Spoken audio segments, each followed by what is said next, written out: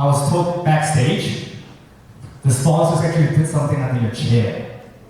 Some of you might see $20,000 under the chair.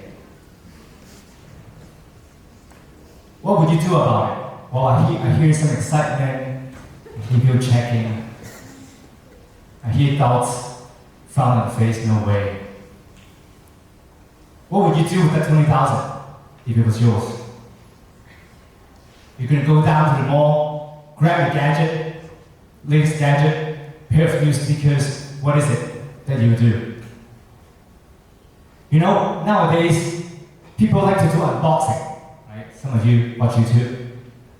You buy stuff home, you unbox them, you take the reels, the photos, put it on IG. But many of them, after a couple of days, weeks, they go to dust, sit aside in the drawer. Well, more important, for that $20,000, how do you want to feel after spending it? Most of the stuff we do, can we actually have the toilet back down? It's better, right? Yeah, they were blinking stupid. Anyway, so, how do you want to feel after spending and using those $20,000? For me, I have all these plush toys when I was young. You know, if you guys still use plush toys back then, you buy them, you cherish them when you were young, and some of them you donate. You all grew up now. Some threw it away. Some kept it in the closet and it's collecting dust. I kept mine. So let's talk about the feeling of $20,000. 20,000 is roughly the number of days we roughly have left in this room, each of us, for the rest of our life in this lifetime. Some less, some more. I'm 45, so I have a bit less bit. If you think about that, let's see, but anyway, if you think about that, what do you want to do about it? So, overall, when we grew up, we listened to like leadership books. We listened to inspiration leaders telling us two scripts. There's often two scripts that we talk about, and we hear and distill them. One, I think most of us heard from parents, your teachers, your mentors. It's like the stable life. You know, find a job, the doctor, the lawyer, the eye bankers, right? I think we all got the cliche. A lot of people told us that's one path. The other script, we were often told, just like today's topic, was why not? You know, go for your passion, be happy, live a happy life. If you go far enough either path, you can see you hit a wall. I think they're both lies. Both scripts are lies. Let's go for script one, the stable one. Do a quick one.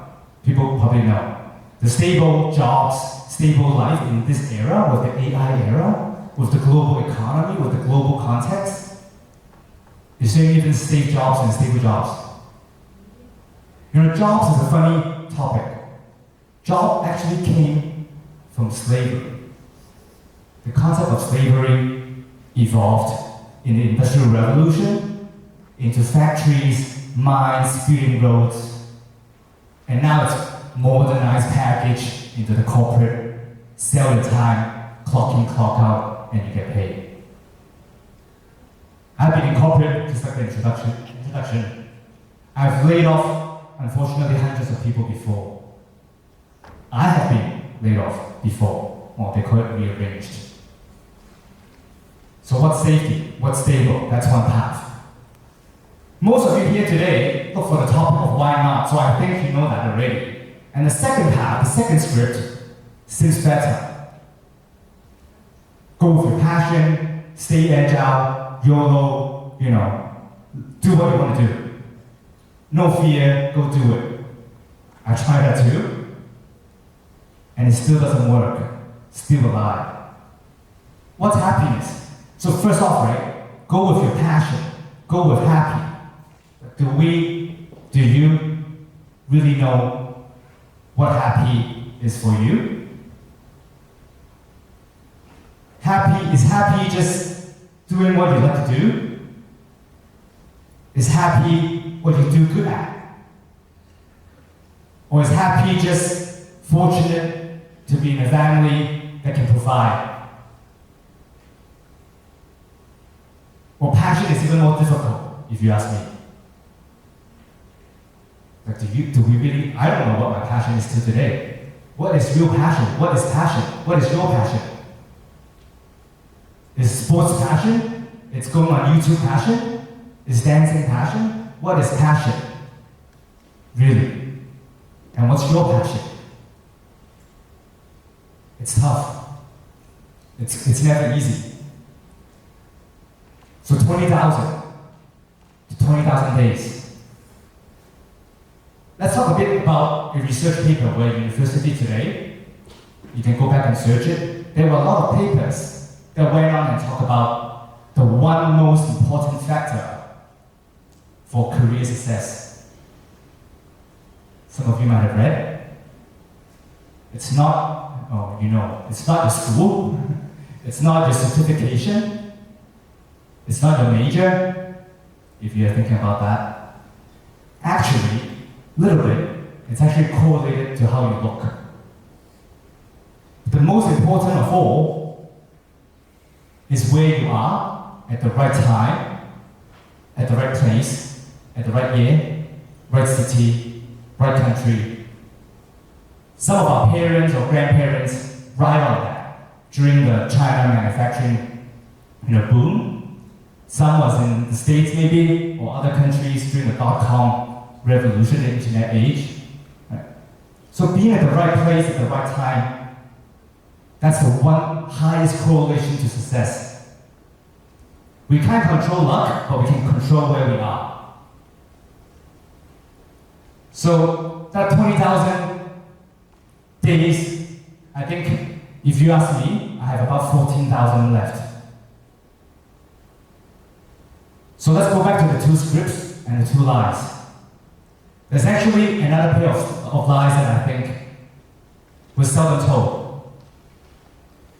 One is about, and your teacher, your manager will tell you down the road, be focused, drill in, go deep, be a specialist, be super good at what you do. We all heard that. Then in this other school of thought, the world is changing, AI is here, be general, jack of all trades, be good at many things. So you either go deep, or you're gonna go wide. Both, I think, are also lies.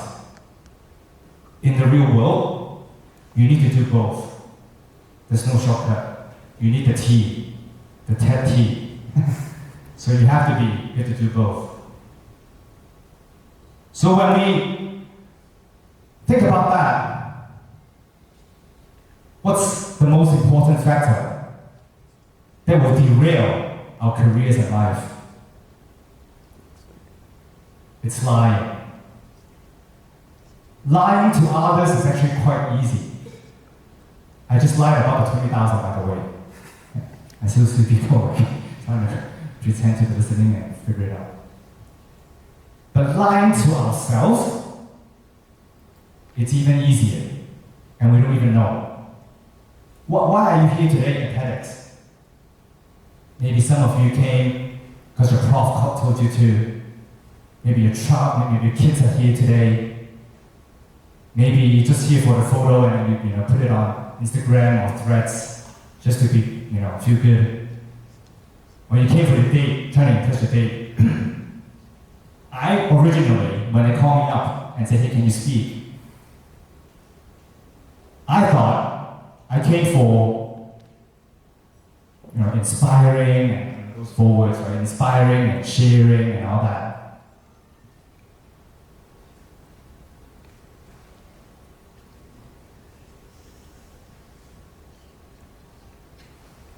Technology nowadays, but anyways. But I came early yesterday. I was walking around the campus. I came, Really, mainly because I was so enjoying backstage to feel young again. I don't look 45, but I am 45.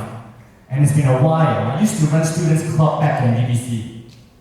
And I was seeing students just outside stapling posters events on the hallway, couples sitting together pretending they're not couples in the booth that they're, working.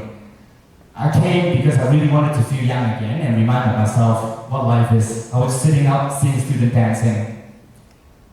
I really came for that, not really to do anything else, to be honest. I just want to feel that. So a lot of time it's hard for us to remember, and we don't even know we're lying to ourselves. That mask that we put on in front of parents, in front of our dates, girlfriend, kids, whichever that is, sometimes we don't even know we're lying to ourselves.